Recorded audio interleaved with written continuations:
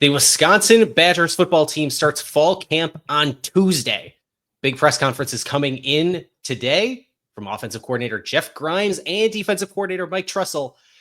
We're going to look to answer three big questions on offense, defense, and special teams going into fall camp here on Talkin Badgers Daily.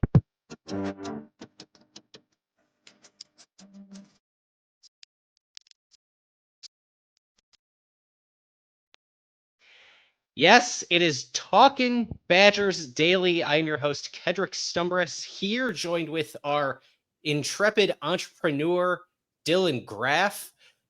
Dillon, the people have seen us on this channel. I don't know they've seen us on this channel together, actually, funny enough, now Might that be I true think about it.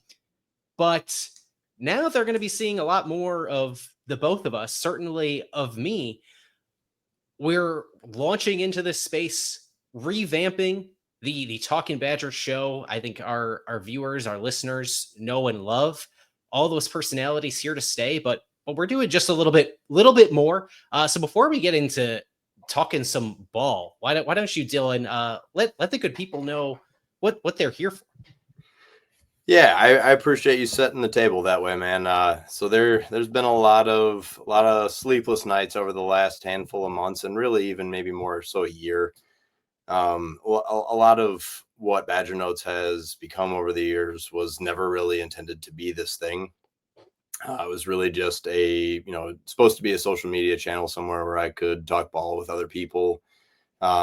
And it just kind of evolved, and it continued to evolve, and we got a lot of really talented people in the mix. And the funny thing is that there were people that cared, people that continued to show up, and then you start to put a little bit more effort into it. You try to do it the right way. You try to learn everything there is, and just like anything in life, you become really competitive. And along the way, it allowed me to kind of take a step back and reflect, because it is a grind. This is not my full-time job. And there are a lot of things where it just came back to, I want to do something I'm proud of. I want to do something that looks a little bit different, maybe. And what does that look like? And how do you build something sustainable? And ultimately you can't do that alone. And so that was the biggest piece. But really what Badger Notes is, the goal moving forward is for Badger Notes, as the whole platform has moved over to Substack, stillbadgernotes.com.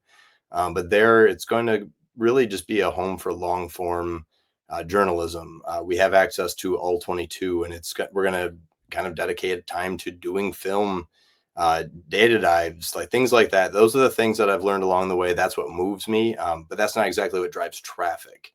And I don't want that to be what drives the content that I create, and certainly not anybody else who's involved with Badger Notes in any capacity. So really the goal moving forward is I want to create content that moves me. I want to write things that I'm intrigued about. I want to share stories for maybe the 5 percentile of the fan base that actually cares about the thing that I'm pursuing.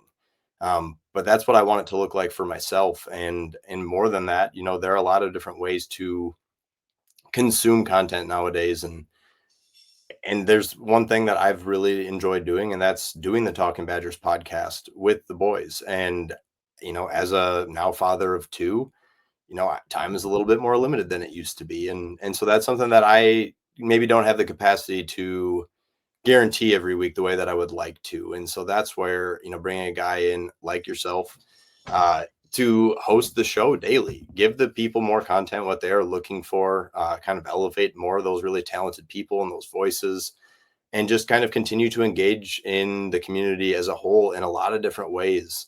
So Kedrick is going to be here doing a Monday through Friday show.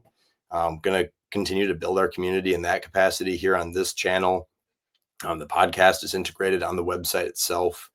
We've also entered into a partnership with Bucky's Burrow for anyone who is kind of looking for that message board, like Discord presence. Our staff over there, as well as a couple of the, top social media handles in the Instagram space, are over there as well, kind of sharing intel and just kind of talking ball. Honestly, it's trying to bring a lot of these different worlds together, realizing I don't individually have the time to do all of those things well, but there are a lot of people who already are doing them very well. And so kind of coming together, doing something that we're really proud of, something that's unique, and hopefully something that feels communal, and that everyone can be a part of. And that's the goal here. And just to not really stray from those core values. And I'm really excited for what comes next. I think what you touched on at the end there, Dylan, is in my mind what's most exciting about this project. This project being, we're taking what everybody already loves about this show, Talking Badgers, taking what everybody loves about the readership, the subscribership community you have built over at badgernotes.com, and we're bringing them together. We're bringing them together to form a community of Badger fans, by Badger fans, Wisconsin graduates, um, comprised of content that I think we all wanted to see more of, and that's why we started making it. Ultimately, that's what this is. It's for, people to drop into the comments and say, hey, if we're going to be here for 25, 30 minutes, 5 times a week, to drop in the comments and tell us, what do you want us to be talking about? What do you want us to be talking less about? We're going to be talking football. We're going to be talking hoops. But those who have followed my work, whether it be on Badger Notes or other sites or on the website formerly known as Twitter, I'm a hockey fiend. You're going to get some of that hockey content from time to time. We know there's a passionate Badgers volleyball fan base. You're going to get some of that from time to time, and we're going to bring on smart people to talk about that, and not just ourselves. We're going to dedicate our time to this project to do it the right way, because that's what we would want as consumers of the content. So I'm really excited about it. I'm really excited about the community piece. I think it gives us the opportunity to do something really different than what we've done so far. But now it's time to talk ball. It's time to talk football. It's fall camp time in Platteville, Wisconsin, not in Madison. Beautiful this time of year. The Wisconsin Badgers football team is taking their talents to P Vegas to get ready for year 3 of Luke Fickell. A tumultuous 2 years have been done and dusted, and it is now time for, just some easy going scheduling where you might not be a favorite after the month of September.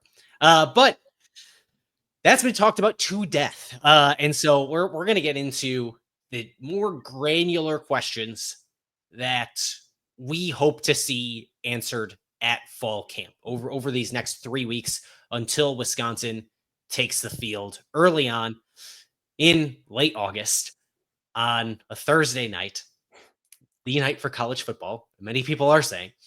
We're going to get granular, because those granular questions, those small details, are what the big questions are coming into fall camp.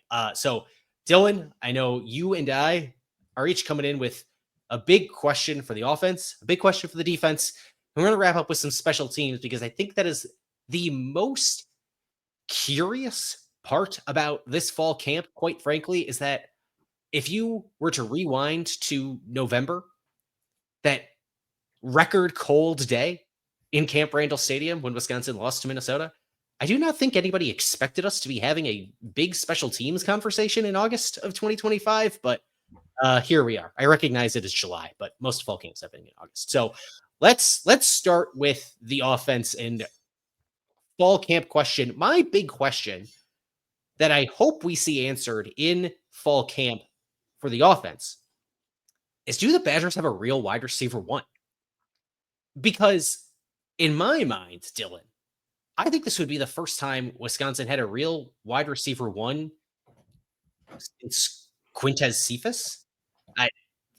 Do you disagree with that?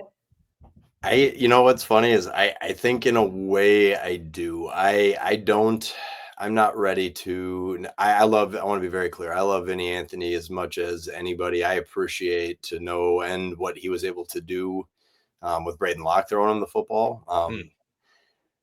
He had 39 catches. He averaged over 17 yards a reception. I don't know whether or not I think he is someone yet that I think is going to do it on like a high volume. And I guess when I think of a wide receiver one, I'm thinking of somebody who you can really be targeting any down and distance, somebody who maybe is good for 5+ catches, you know, regardless of what kind of defense you're facing. And I'm not saying he can't be that, because one thing I think Vinny Anthony does very, very well is when he gets the ball, he plants his foot and gets north-south. He almost turns into like a running back when he's in those intermediates. We all know what he can do as a deep threat. I mean, he's got track speed.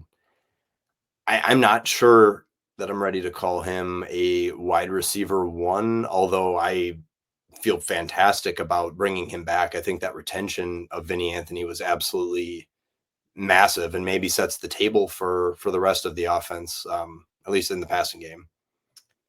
I'm not ready to call Vinny Anthony a wide receiver one either. And I don't think I will be prepared to call him a wide receiver one at the end of fall camp. I think we may very clearly be calling Jaden Ballard a definitive wide receiver one at the end of fall camp, though. And that to me is the heart of this question: is what does Jaden Ballard become for this team? I think there's a real chance we look at him as easily the most impactful player on that side of the ball. Come November, we're talking about him in his season review piece and saying, wow, what a get for Wisconsin out of the portal. And some of that is going to be because, you know, he's a wide receiver, flashy position. Is it transfer? Of course, Jaden Ballard being the wide receiver transfer from Ohio State, buried on the depth chart, because all that program does is churn out NFL wide receivers. When I saw him in spring ball, he and Billy Edwards Jr., starting quarterback for Wisconsin, QB1, they really looked like they had a connection. And I think there's a chance he comes in and asserts himself as an absolute weapon very quickly in this offense. And I think that means he has the potential to eclipse like the 900-yard mark, something nobody has done since 2019 in this program, something only Will Pauling has come close to doing. Will Pauling had 837 yards in 2023, but did it on 11.3 yards per catch. It's like way fewer yards per reception than any other Wisconsin, leading receiver has had in the last handful of years. Everybody else has been sitting in the 14, 15 plus yards per catch mark. Meanwhile, your other leading receivers have been, like you said, Vinny Anthony last year, less than 700 yards. Chimere DK in 22, less than 700 yards. Danny Davis was the leading receiver on this team in 2021 with fewer than 500 yards. I think there's a real chance Jaden Ballard looks like a real wide receiver one. He has the physical tools. He has the deep ball ability to get that ball, to locate the ball. We saw him on, I think it was the first or second day of spring ball. He made an excellent, back left corner of the end zone catch around Nizier Forkreen for a touchdown, with Billy Edwards just perfectly placing the ball with a big physical corner draped all over him. That's one of the better corners on this team you could have seen make that play in practice. And a guy who doesn't have a ton of playing time, beat him out for it. I think if this team has a wide receiver one, I think we're going to know it most likely coming out of fall camp. We're going to see, just based on what the offense looks like overall, we'll have a better idea. And in my mind, I think it's most likely that person is Jaden Ballard.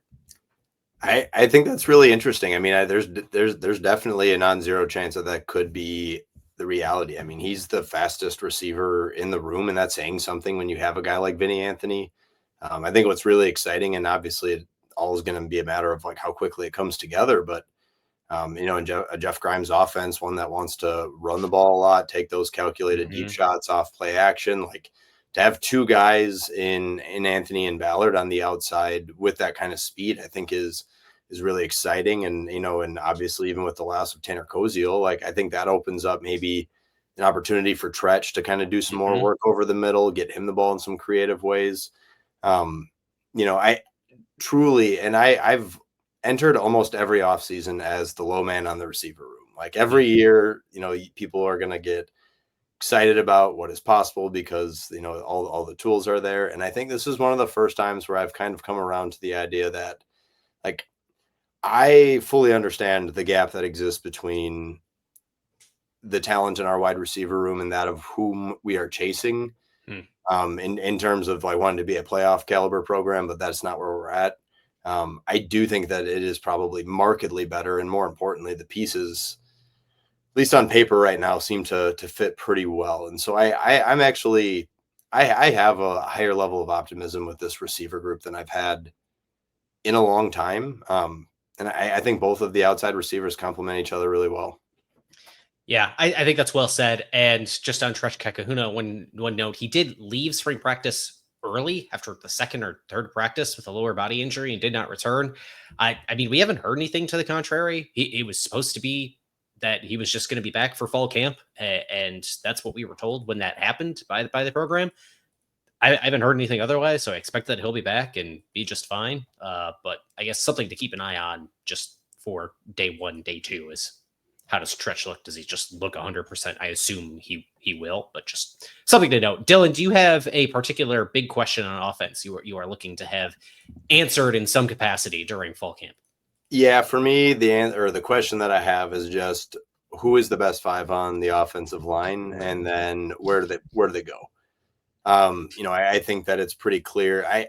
Honestly, I think they made tremendous leaps under Blazic last year, and I was really excited about maybe the step that they could take coming back this year after you bring back a Renfro and a Mullman and a Brunner. Like, that's an excellent place to start. You have your heir apparent and Kevin Haywood prior to the ACL, and then it's just kind of a bunch of pieces battling for guard. And so I was really excited, that whomever earned the right guard spot, like they were going to have a really solid five, and we need it. We absolutely need it. This is going to be a tough schedule. There's going to be a bunch of really good programs playing against us, but then he goes down, how do we replace that? They bring in a Davis Heinzen, want to see it myself, but like I'm seemingly nobody is very excited about the potential of him playing left tackle for this team. I went back and I watched all 22 that was available from his past season at Central Michigan, which included time at left guard. And obviously players can get better, and we'll see in fall camp because they're going to give him every opportunity. But I'm skeptical that he's going to be a Big Ten caliber left tackle. At this point, I do think that maybe there's a better opportunity for him on the interior, and then maybe to kick out a guy like Joe Brunner. I know that they've obviously talked about, maybe Mandel, which I kind of would prefer to see him stay on the interior. This is a team that's going to have to win running the football, and so maybe it is a little bit less important, I guess, how well your left tackle can pass protect out there. But I can't diminish the value of that position and pass protection, especially in a season where I think we're going to have plenty of opportunities to come from behind. And so I would like to see Billy not running for his life like when he was at Maryland. So I kind of thought this was going to be your big question. And so I wanted to just add one thing here that I'm going to throw up on the screen for those watching on YouTube, youtube.com/@Talkin Badgers. We'll link this source where it came from in the show description if you are listening on audio.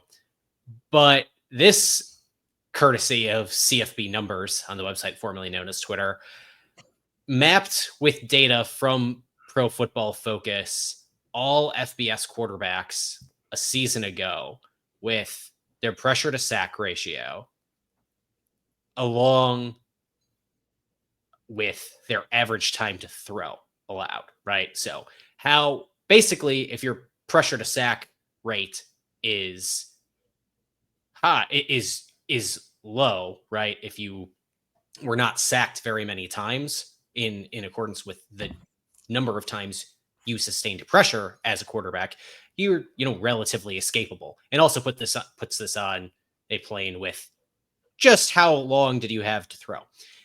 I circled 2 data points on this chart, this XY plot here. One with Braden Locke, who's basically just dead on this average line here, who didn't have a ton of time to throw relative to his peers. Certainly less time than average, right around that 2.5 seconds mark. But escaped pressure at just about the rate you would expect him to, given that fact. Meanwhile, Billy Edwards, who is not a particularly fast man, had no time to throw. There's, 1, 2, 3, 4 quarterbacks on this chart who had less time to throw than he did, from Georgia State, East Carolina, Ball State, and then Duke, but has a pretty low pressure to sack rate, all things considered here. I'm interested in, if he does have to run for his life, he has the experience and is okay with it. So I don't know. He's able, I think he's able to evade pressure pretty well. He can extend plays. You don't necessarily look at him as a running quarterback, but he is a quarterback that can run. He had far less turnover worthy plays than Braden Locke last year. I think by simply having the ability to pull one on a read, to move around in the pocket a little bit, maybe make something happen on occasion. I think Billy Edwards is going to represent a pretty substantial upgrade from Braden Locke, even if maybe the counting stats don't completely bear it out. I think he's going to be able to lead a competent offense, where I don't think I shared that optimism last year. Yeah, I think so too. I think if nothing else, I just trust, and I think he looked better early in spring than he did later on. But I think Billy Edwards just has a better chance of making the throws than a Braden Locke does. Let's move to the other side of the ball. Let's move to the defense. Dillon, I was told by one Luke Fickell at Big Ten Media Days in Las Vegas, not me personally, because I wasn't there, because they were in Las Vegas, the heart of Big Ten country. By one Wisconsin football head coach, Luke Fickell, this defensive line is 6 deep, compared to what he said was at far less than that a year ago, and that's a sentiment I would agree with. What does 6 deep on the defensive line mean in this context is something I am not really sure of. Based on what we saw in the spring, I don't think they're playing any more 2-man fronts this year. I would be surprised to see that. You bring in a bunch of bigger bodied talent, and where do they all fit in alongside everybody else? I'm not sure, because if it's 6 deep, you brought in 4 transfers on the defensive line already. And you return, a Ben Barton. Is 6 deep just all the transfers? Maybe somebody else, Ben Barton. Then what happens with a Jamel Howard, who has yet to see the ball, or has yet to see the field, and was the first big recruiting win over the University of Michigan early in Luke Fickell's tenure? Does a Dylan Johnson see more of the field this year? Very interested to know what Luke Fickell means by they are 6 deep. I'm not sure. Yeah, and what are they defining as a defensive lineman? Are we counting the Corey Walkers? Like, are they viewing them differently? You have Parker Peterson. They brought in a lot of people that make a lot of sense. Like, you got Perkins, you got Peterson, Barton got a lot bigger. Dylan Johnson's going to factor in. Like, you have Suggs, who can give you a little bit of pass rush on the interior there. I part of me kind of buys it. Like, if you're including Corey Walker in there, I can see that. If you're trying to account for like a Brandon Lane or someone like that, I just don't think.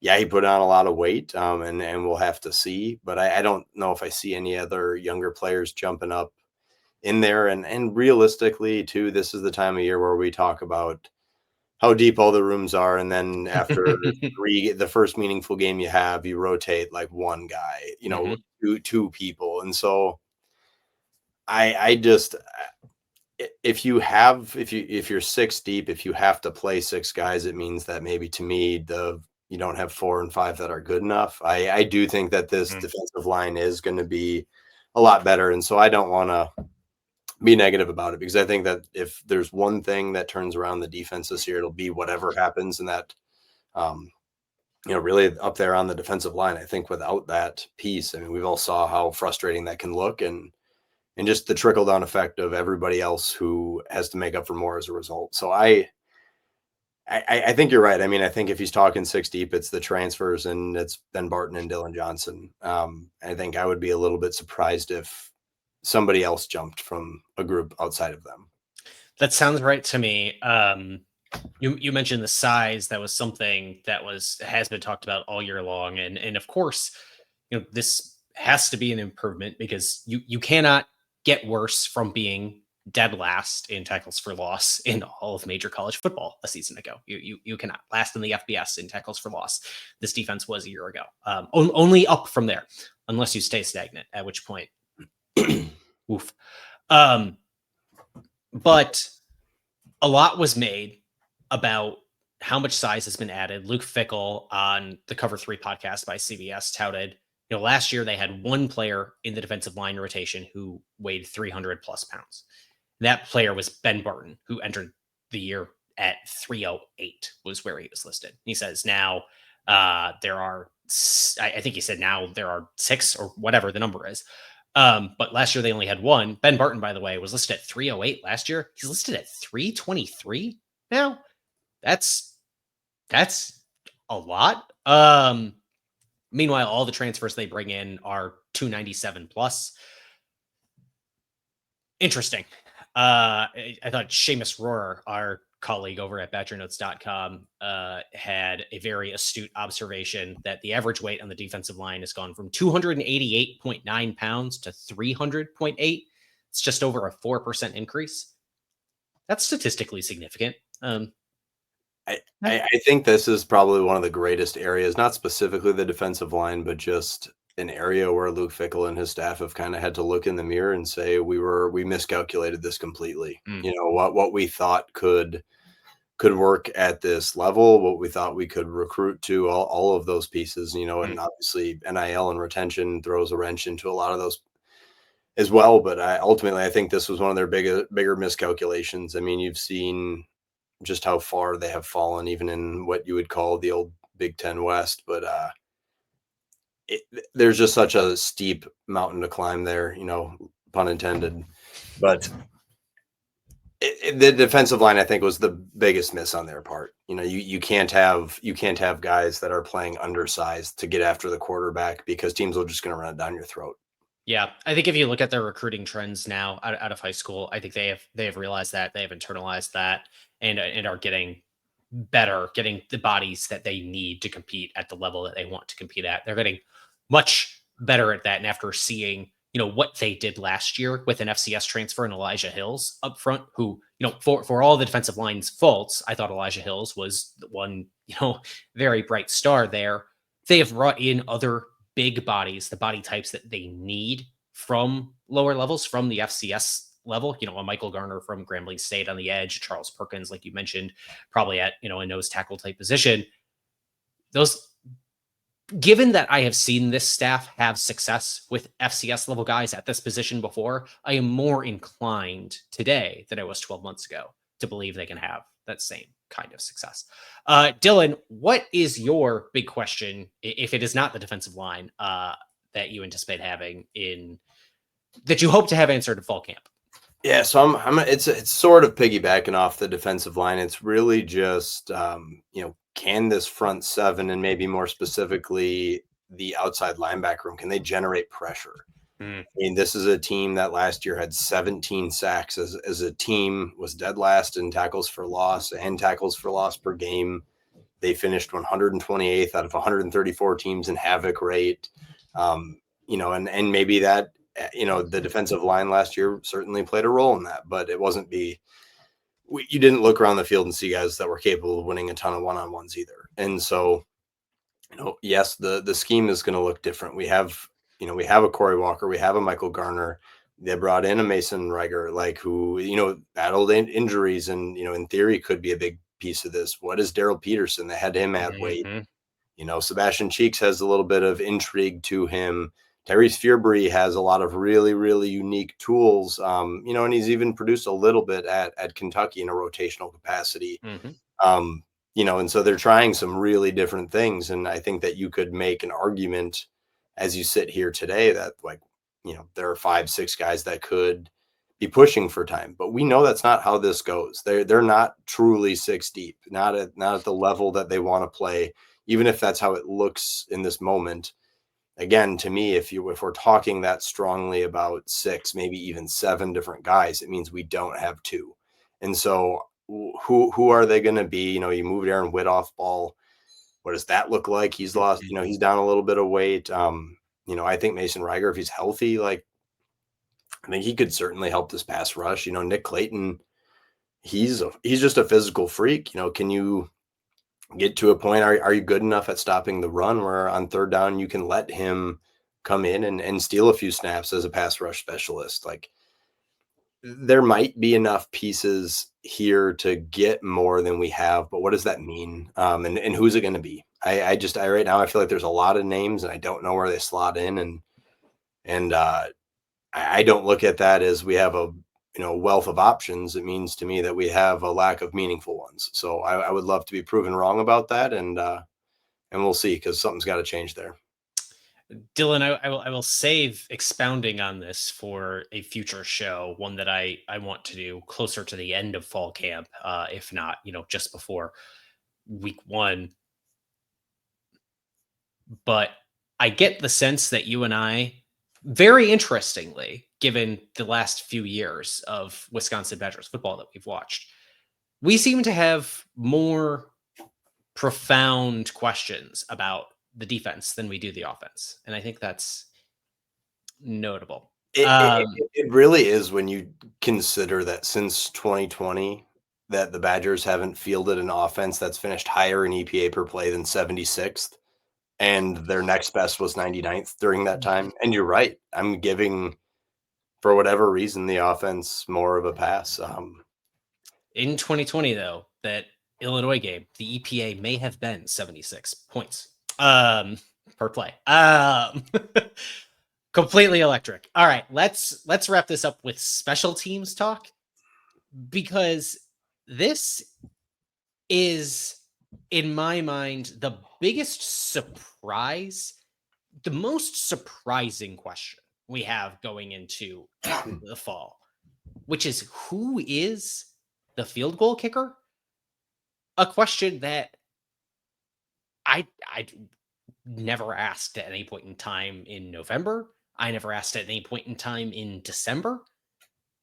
Now we are asking the question. It certainly looked, from my view in the bleachers, the very cold bleachers, spring ball, by the way, at Camp Randall Stadium, that there was a question, and that question is extending through the lips of Luke Fickell to God's ears, that they are giving both they are giving both Nathaniel Vakos and Gavin Lamb a chance at being this team's full-time place kicker, after they brought in Vakos through the transfer portal 2 seasons ago to be this team's full-time place kicker. Dylan, how did we get here? I think when they initially brought him in, how could you not be excited? The season that he put together at Ohio, you on paper, it looked like a guy you could have for 3 years and probably feel as good about as anybody since Gaglianone, maybe. I was super excited. But after last year, he goes 0 for 3 between 40 to 49 yards. He goes 6 of 10 from 30 to 39. He goes perfect 3 for 3 on kicks 50 plus. He's the program record holder in field goals made of 50 plus yards. And you can't have, with a team that has such small margin for error at this point, especially with who we are going to be playing this year, every single drive is going to matter. We can't leave points on the board, and I still think it's going to end up being Vakos in the end, but you can't let him go untested. Like, he certainly has not earned it outright. And I do think it's really interesting, they're going to consider giving Lam that opportunity. He's got greater leg strength. He hasn't had the opportunity necessarily as a field goal kicker in a game, but he made a huge improvement from year to year in terms of being the kickoff guy. And I think that's ultimately where Wisconsin didn't want to lose that asset, because they only had 15 or 16 touchbacks, I want to say, in 2023, and he had 38 alone himself last year. And they had rotated some guys a year ago, including himself. Like he took a huge step as that kickoff piece, and he's got the leg strength, and I don't think they wanted to lose him there. And I think that you had to promise him the opportunity. And I think that it's an opportunity that honestly makes a ton of sense. Vakos didn't do enough to hold it outright. And if Lam can come in and be more consistent, that's what they have to go with, because they're just not in a position where they can kind of let Jesus take the wheel every time that go up to kick a field goal. Keeping in mind the context of promising him that opportunity, so we believe or assume was based off Gavin Lamb did enter the transfer portal on, I think it was December 7th. He posted and announced that he was going to be entering the portal. On December 13th, he said he was withdrawing. Something happened between, in that 6-day period to say, we're going to give you a chance here. And now we are where we are. And for Vakos, who is perfect within 30, perfect outside of 50, 6 of 13 in the middle. There's a level of, college kickers here that I think is forgivable, particularly at the, 40 to 49 range where he's 0 of 3, but 6 of 10, 30 to 39, that's not going to cut it for this team hoping to win some close games this year. And I think the other side of this that is quite curious to me is Luke Fickell's open admission that whichever one of them does not win the job, it sounds incredibly likely that the other will, or whichever one of them does win the job, the other will redshirt if they don't get the job.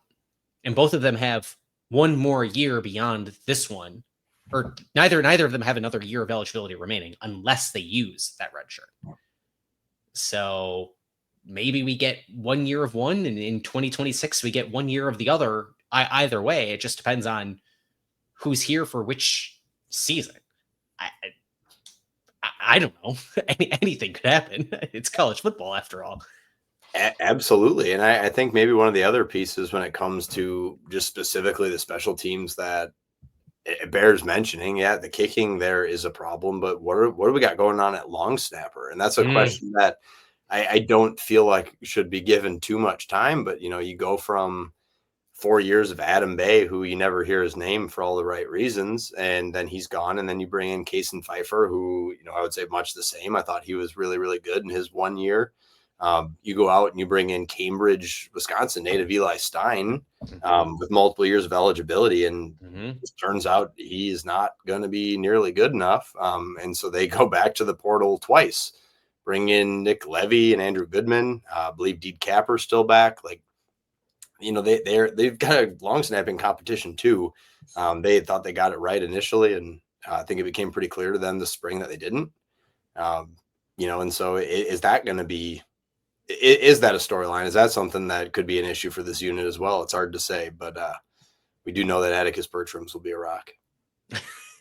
That we do. A phenomenal interview, by the way. I am looking at burning, hopefully, several of my one-on-ones this upcoming season on Atticus Bertrams.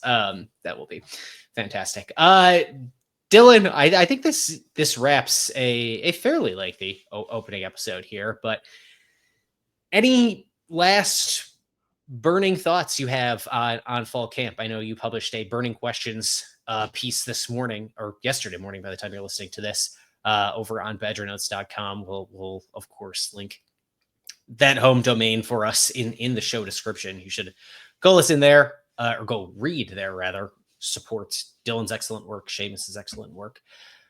But anything else you got to get off your chest before we can throw all caution to the wind and overreact following Tuesday? No, I'm going to do my best to temper all things. I think a lot of these storylines that you enter with end up kind of becoming pretty clear in a matter of week and a half, 2 weeks. You kind of let things separate. And I'm going to do my best to just kind of enjoy the ride a little bit more this year. I think that maybe I'm the low man on where things currently sit, and I would love to be proven wrong. Just want to be realistic about what I think is going to be possible, and I really all that I'm wanting to see is those meaningful steps forward, something that feels like they're on the precipice, that they can do things and execute well enough that they have the capacity even to upset somebody. I'm just going to try my best to enjoy the ride, not really sweat too much of the other things. And I think this is a better roster. I question whether or not it'll be bared out in the win-loss column. So nothing that I'm going to lose sleep over. Just excited that football's back. That sounds about right to me. For Dylan Graff, I am Kedrick Stumbris here at Talkin Badgers Daily. We will be back tomorrow after we get a chance to speak with both coordinators for the Wisconsin football team and a few players at Local Media Day later this afternoon. Until then, on Wisconsin.